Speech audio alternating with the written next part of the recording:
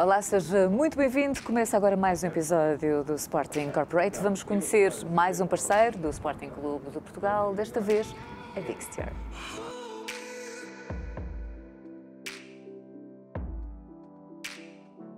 E comigo já tenho o Rui Vicente, CEO da Dixter. Rui, muito obrigada por receber a Sporting TV. É um prazer estar aqui consigo. Prazer é todo nosso. Rui, vamos começar pelo seu percurso. Como é que chegou aqui à Dixter? Como é que fundou a Dixter? Bom, eu sou economista de formação e trabalhei sempre dentro da área de risco, da gestão de risco.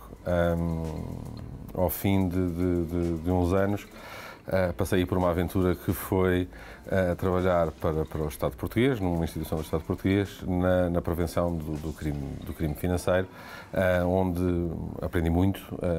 Não era bem a minha área de início, portanto não era a gestão de risco. Aliás, a coisa quando surgiu até foi um bocadinho de surpresa.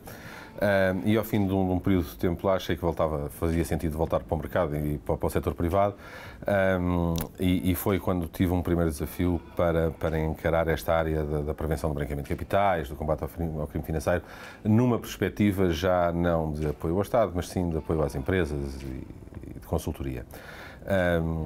Nessa empresa as coisas não foram aquilo que eu estava à espera, ou seja, aquilo que foi prometido não era aquilo que depois não era a realidade, o que acontece frequentemente, mas ainda bem que assim foi, porque fez com que surgisse esta vontade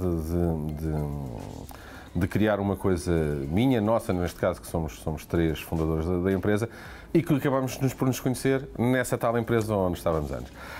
Acreditámos que poderíamos fazer as coisas de forma diferente, poderíamos fazer melhor, e achávamos e continuamos a achar que é um mercado em expansão.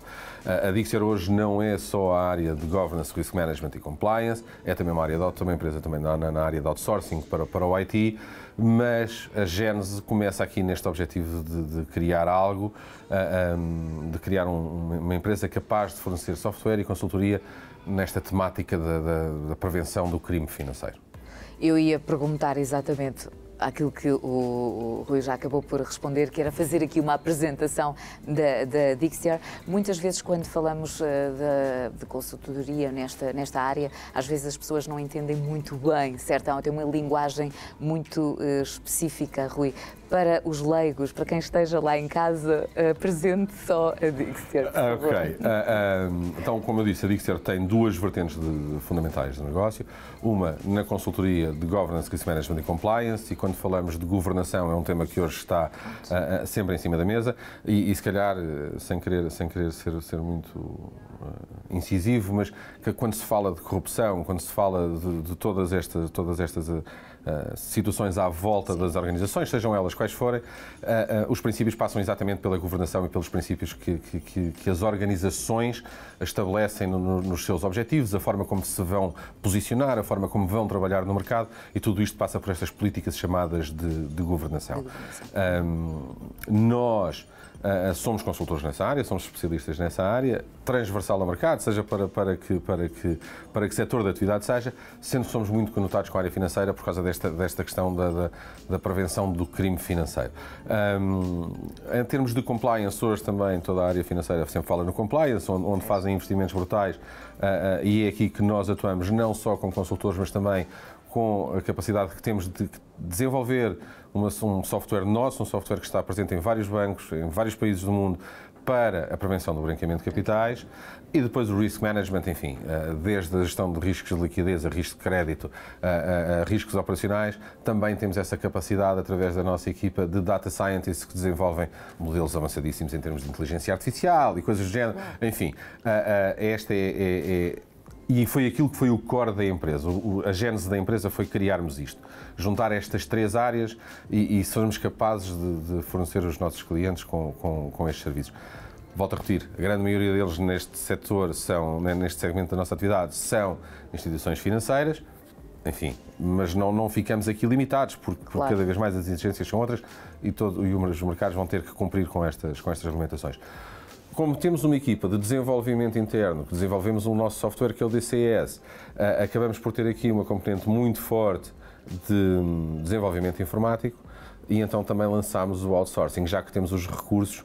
Porque é que não os vamos utilizar também de outra forma? Porque é que existem empresas que necessitam pontualmente de pequenos projetos, precisam desenvolver as suas capacidades internas, então nós aquilo que fazemos é podemos colocar estas equipas ao serviço dessas empresas para desenvolverem o seu projeto, ou então, se necessitam de reforçar durante um período de tempo as suas equipas com alguém especialista numa determinada área, nós fazemos isso e colocamos lá a pessoa, evitando a empresa que tenha que fazer um investimento a longo prazo, de contratar pessoas a tempo inteiro, quando o objetivo é algo que está definido no tempo, que tem um tempo limite para ser efetuado.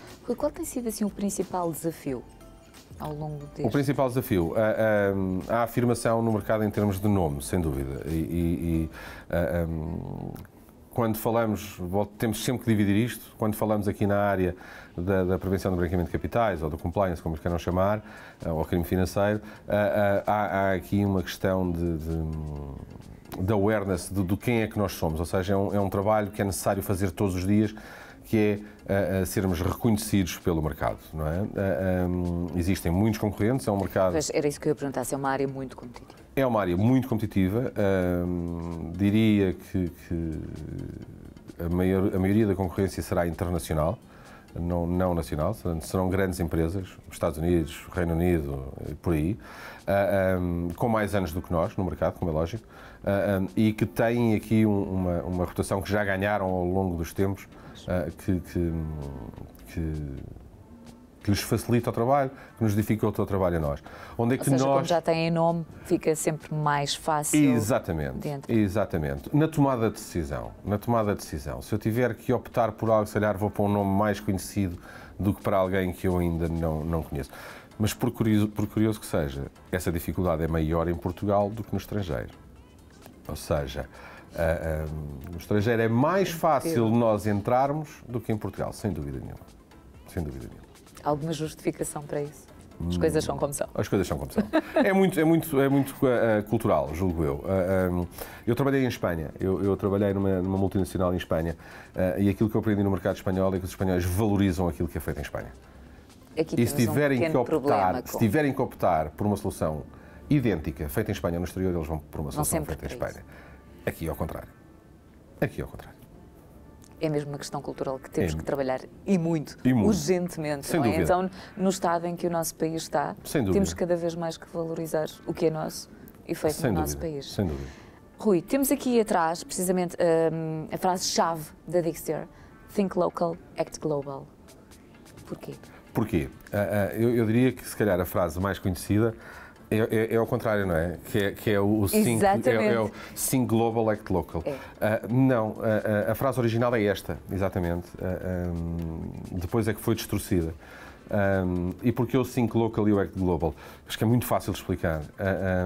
Nós, quando temos um projeto em Timor, por exemplo, como já tivemos, temos que pensar naquilo que são os desafios do nosso cliente no seu local, em Timor. Então temos que estar lá e pensar daquela forma que eles pensam, entender o mercado daquela maneira.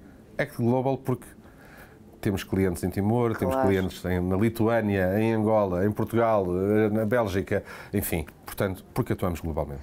Antes de falarmos desta fase deste ano que temos vivido, que afetou obviamente todos os setores, todas as empresas da pandemia da Covid, só fazer aqui uma pequena apresentação mais ou menos de quantas pessoas trabalham na Dixter, se tiver esses números, só para nós termos. Devido ao setor de atividade que é o outsourcing, há aqui uma parte que é volátil, ou seja, as pessoas vão entrando e saindo com alguma... Nós tentamos que seja o menos possível, mas há sempre rotação, é um mercado também muito competitivo em termos da captação de talentos. Portanto, faz com que estes números sejam muito voláteis.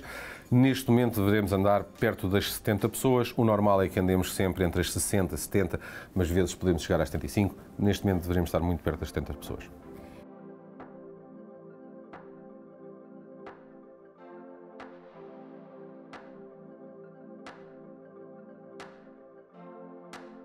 Como é que o Rui, como é que a Dixter conseguiu esta altura de pandemia neste ano, mais de um ano, que já levamos de pandemia, como foram estes tempos? quando a situação surgiu,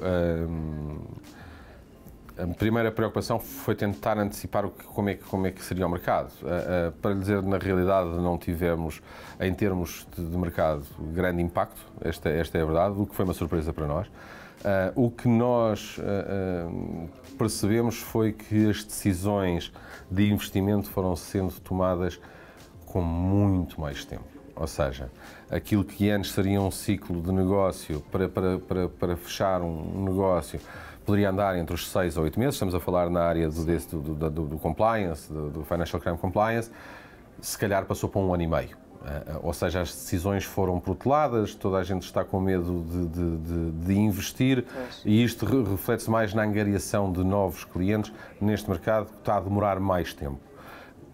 No outsourcing, nós tivemos algum receio que pudesse haver aqui alguma diminuição de clientes por causa das empresas também reduzirem a sua atividade. Não aconteceu. O grande desafio que tivemos foi que adaptarmos a uma nova realidade, termos as pessoas todas a trabalhar à distância. O outsourcing já faz essa parte. Dificulta, portanto, um bocadinho nesta área o facto de não estar tudo... Eu acho que nós estamos muito presos sempre àquilo que está estabelecido. Não. Acho que as pessoas hoje adaptaram-se a esta realidade. Eu acho que abriram agora um caminho, exatamente, não é? Exatamente. Eu acho que faz falta o espaço comum, o espaço onde nós nos encontramos. Sim. Eu acho que estarmos completamente isolados limita-nos. Limita-nos porque só debatendo com outras pessoas é que nós podemos criar novas ideias, não é? E às vezes não é tão fácil, seja por o grupo do WhatsApp, seja através de um Zoom, não é? Debater logo ali no momento, uma coisa é estar ao lado. Exatamente. E eu acho que a comunicação corporal também é importante. Uma coisa é frente a uma câmara, outra coisa é nós estarmos frente a frente. Portanto, eu acho que tem que se encontrar um ponto de equilíbrio. Eu acho que as coisas não vão voltar ao passado. Acho que as coisas nunca mais vão voltar aos 5 days of work on the office. Acho que vamos ter que encontrar aqui um misto. Acho que vamos ter que encontrar uma situação, até porque é fundamental que as pessoas estejam bem, não é? Para produzirem, é fundamental que as pessoas se sintam bem. E este teletrabalho também fez as pessoas perceberem, não só os colaboradores, também como nós próprios, percebermos que se calhar não é o 9 to 5 ou 9 to 6, é o tempo que as pessoas dedicam à empresa, é a qualidade do tempo que está a ser dedicado à empresa, mas que ao mesmo tempo lhes permite ter a sua vida pessoal e fazerem outras coisas. Se nós formos apurar, lógico, nem toda a gente tem esta capacidade de controle para depois gerir os seus tempos, mas isto também se treina, também se trabalha. Portanto, eu penso que a nova realidade já está e nunca mais iremos ter o 5 days a week e a mim não me preocupa por aí além. Acho que é fundamental haver contacto, acho que é fundamental as pessoas estarem juntas, mas se calhar pode ser feito de outras formas e com uma periodicidade diferente.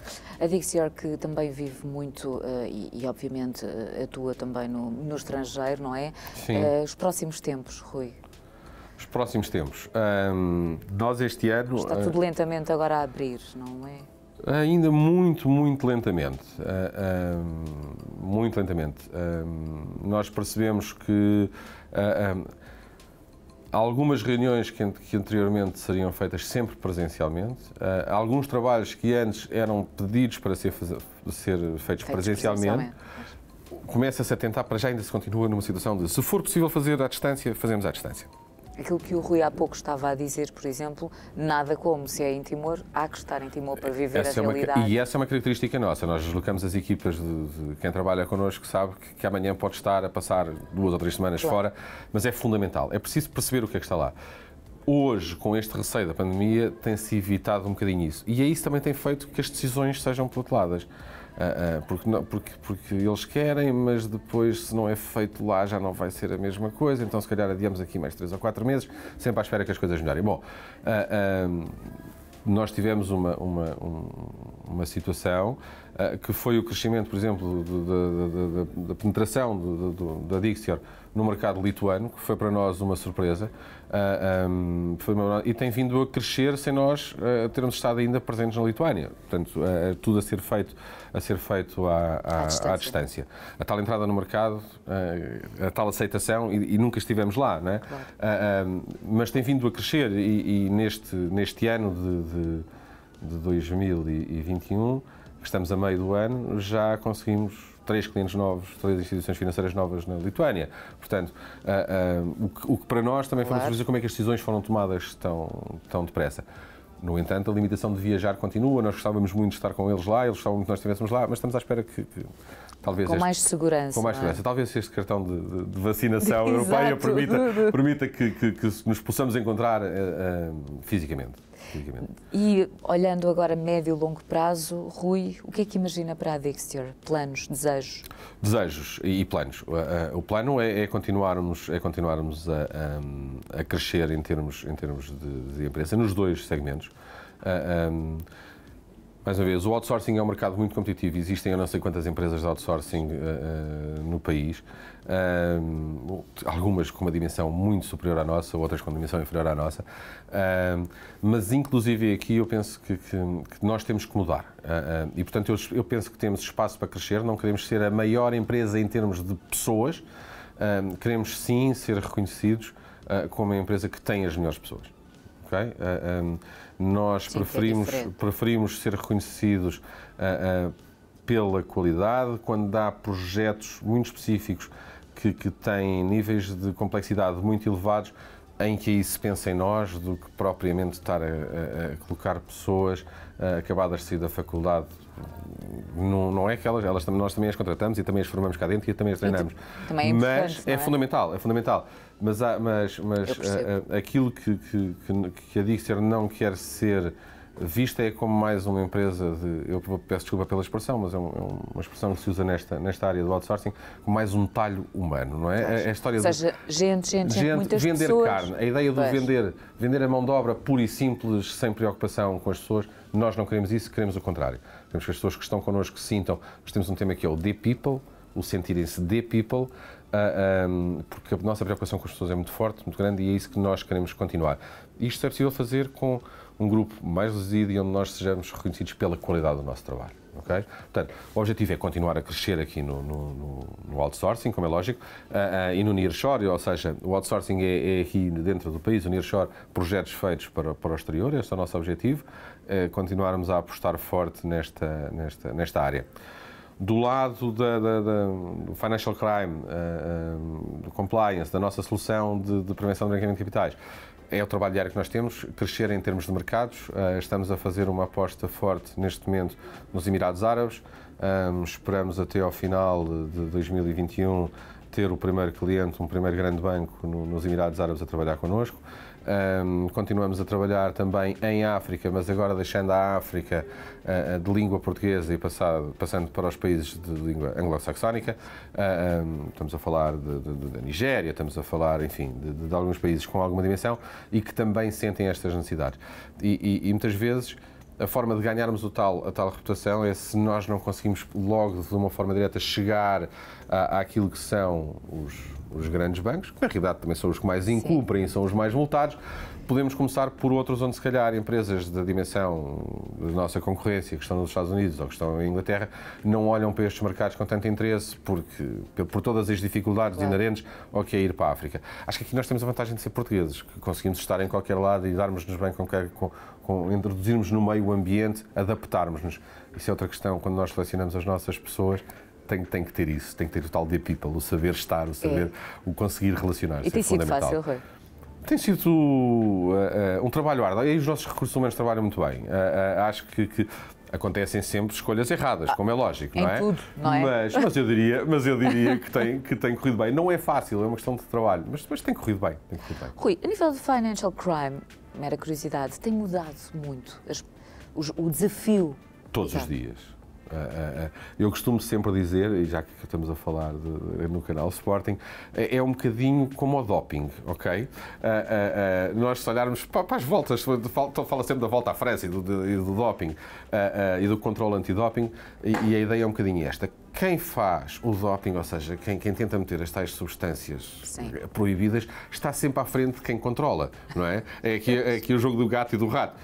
Passa-se exatamente o mesmo, não é? Quando nós montamos uma situação para prevenir uma determinada tipologia de potencial crime ou de atuações que podem propiciar a lavagem de dinheiro, eles já estão mais à frente, já estão a pensar noutras soluções. Portanto, isto é um bocadinho o jogo do gato e do rato. Portanto, isto implica inovação todos os dias, implica termos pessoas aqui que têm que estar ao corrente do que é que se vai passando no mundo, quais é que são as tendências, como é que os negócios vão mudando, como é que vão evoluindo. Portanto, este é o grande desafio. Já percebi que o Rui não dorme, não descansa. Não, também durmo. Também durmo. Isto é uma área que exige Sem mesmo dúvida, muita atenção, não só do Rui, mas de toda a equipa. Sem dúvida. Há pouco o Rui já estava a falar do Sporting, vamos começar aqui agora a falar da parceria com o Sporting. Como é que surgiu? Provavelmente o primeiro fator motivacional é que eu sou sócio do Sporting. Mas andando um pouco atrás, nós na Dixer sempre tivemos a vontade, assim que possível em termos financeiros, estar presentes no desporto, apoiar de alguma forma equipas que estivessem no desporto. E começámos isto, porque éramos mais pequeninos, com desporto jovem, com algumas equipas de futebol juvenil, iniciados, e não de grande nome, porque era mesmo a ideia de ajudar, de apoiar. Quem está a começar. Exatamente, quem está a começar. Ao fim de 3 ou 4 anos que fizemos destas parcerias, começámos a perceber que se calhar deveríamos querer mais, deveríamos pensar em investir o dinheiro de outra forma e que nos pudesse trazer alguma brand awareness, algum reconhecimento. E aqui surge o Sporting, como é lógico. E surge o Sporting no handball, porque o nosso patrocínio começa quando o Sporting vai à Liga dos Campeões de handball.